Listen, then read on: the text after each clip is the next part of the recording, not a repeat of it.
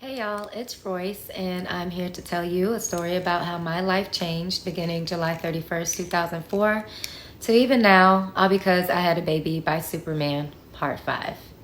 I think it's also important to note when people ask, well, why couldn't you all try and work this out? Y'all needed therapy. We were actually given a parenting coordinator, and I went to all the appointments. He went to one. He stopped showing up. So she ended up writing a letter stating that she could not do her job because of his failure to participate. So we are now at the end of 2009, and unbeknownst to me, this agreement I've signed has just basically destroyed my life. Well, not only am I fighting him in civil court, but I'm also fighting him in family court. They are filing all these motions claiming that I am denying visitation when half the time they asked for it, he wasn't even in town. But what does that mean? More attorney fees, more court costs. Because every time a motion was filed, we had to answer. During this time, I am also dealing with one of his minions that is going on the internet and threatening to fight me at my son's birthday party. She was saying that someone was going to end up at the 33rd Street jail, that they needed to have her bail money because there was going to be trouble. I am expressing my concern regarding this person, and finally it was agreed that she would not come. So now here we are in the first quarter of 2010, and I'm filming the show. I am living my best life. I am outside. I am dancing at pool parties.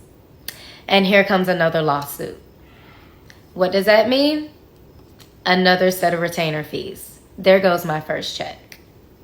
So the second quarter of 2010, I am getting drained with attorney fees. I'm fighting him in family court as well as civil court. And I'm also doing promo for the show.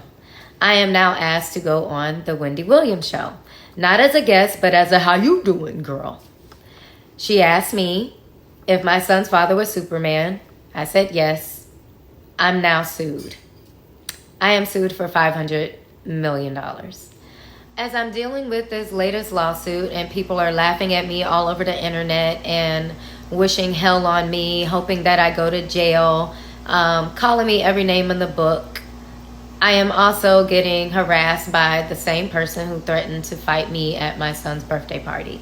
She is sending me messages about, ha ha ha, how does it feel to not be number one anymore? How does it feel to know you're not the only one? Don't you feel stupid? And what was she talking about? We have welcomed baby number 2, a little girl born in June of 2010. In September of 2010, there was another lawsuit. What does that mean? More money, in which at this point I did not have. He won. There was a writ of garnishment that was made out for November of 2010. And they went and looked for every single account that I had. And they took everything from me.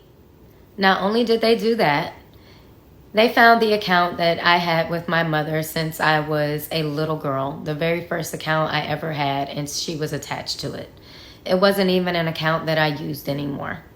But because they didn't get anything out of that account from me, they took everything from her. They took my mom's entire savings. In the early part of 2011, I released my book, College Girls. I was hosting parties. I had a boyfriend, the one that bought me the dog. I was doing the weekly blog for the show. I was in Detroit doing the play Cheaters. I was hustling, y'all. Come June of 2011, wouldn't you know, by the grace of God, out pops Superman and Sister C. This one is a Christian. She is modest. She is a beautiful girl, all natural. And I mean, very Little House on the Prairie. Perfect for his image. He is getting baptized. He is giving himself to God. He is in love. Visitations seem as if they are becoming more consistent. So I'm grateful.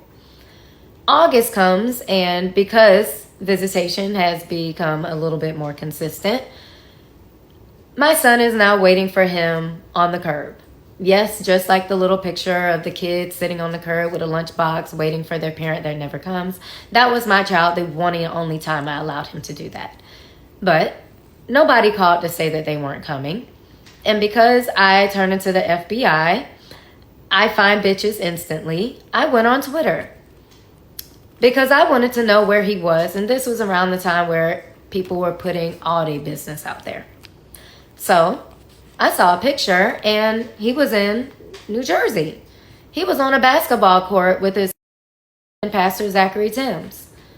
Oh, I had to go back through my calendar and I was making sure that this was a day that he was supposed to have our son. And it was, and I reached out to my attorney. I sent the picture to my attorney, and I'm like, what is going on? There was no response. So the next day, I get back on the internet because I want to see if there's at least a timeline of a return, because my plans have now changed, but it's always been that way. Well, all of a sudden, the Twitter page went from 10,000 plus tweets to 10, 20? What happened? Did he find out that I saw that he was in New Jersey and didn't get our son for visitation? No. I then see a headline that says, Pastor Zachary Timms is no longer with us. Oh. For the rest of that year, I minded my business. Although I was still fighting in court and talking about this nanny and being told I was a liar, I kept my mouth shut. Well, now we're in January of 2012, and I am dating my football player, and I am happy. A picture comes out of him taking a nap with my son. Fully clothed, very innocent picture. The narrative that is given is that my boyfriend was being inappropriate with him. They took that narrative and they ran with it for weeks. They didn't care that it could destroy this person's character, his career, his reputation, nothing. It wasn't about the nanny who was actually being inappropriate. It was about a distraction. Why? Well, in February, that is when I was made aware that he was leaving Orlando. And then in March, here comes baby number 3. Baby number 3 is over a year old. Baby number 3 is a little girl. Baby number 3 was born the same year as baby number 2. We are now in April of 2012, and Superman is having back surgery in California, and I'm ecstatic that he is no longer here because I'm thinking he's going to leave me alone. He does not. I am hit with another lawsuit. In this lawsuit, I am almost immediately demanded to send my child to California for 6 weeks. I get 1 week of visitation. Yes, I was forced to send my child to California for 6 weeks to be with a person that he has not seen in 6 months, even when he was in Orlando. That visitation exchange was probably one of the worst situations I've ever had to endure. I watched my child hyperventilate. I watched my child scream. I watched my child reach for me to take him, and I had to let him go. I was given a visit halfway through, and I saw the same exact thing. And I was also there with one of my dancer friends that I dance with in Miami, who I also dance with sometimes when I take a heels class. They were there to console me because I could not, in my mind, save my child. After that visitation, I was hit in court with more motions, more visitation requests for days that he was not even in town. And there was one time where we actually did communicate and came up with a visitation schedule, and flights had already been made, but his attorneys wanted to go to court claiming that I was denying visitation. I went to court that day and I showed the judge that we already had the flight information. His attorneys sat there and were acting so oblivious, as if they had no idea. In 2013, I'm hit with more court filings and requests to produce as usual. But around April, I'm hearing rumors of another baby. Well, come June, that baby is born, a little boy. And I say on Twitter, congratulations, happy birthday. This baby was born in California, my little house on the prairie, Sister Seat, and he has now been traded to Houston. Hey y'all, it's Royce, and I am here to tell you a story about how my life changed beginning July 31st, 2004. Up until even now, all because I had a baby by Superman, part 6. We are now in the fall of 2013. I am getting my son prepared for kindergarten. I have actually gotten him tested, and he has been diagnosed with ADHD. For those of us with children who have ADHD and have taken medication for it, you know ADHD medication is not something that you can start and just stop cold turkey. So there were visitations that were happening, and they were refusing to give him his medication. I was also against him traveling so much because he's literally in kindergarten, the first grade of grade school.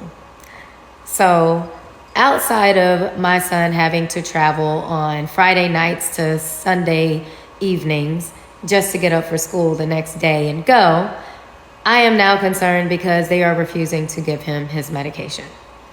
They lied and said that they had a doctor from Sarasota come and examine him.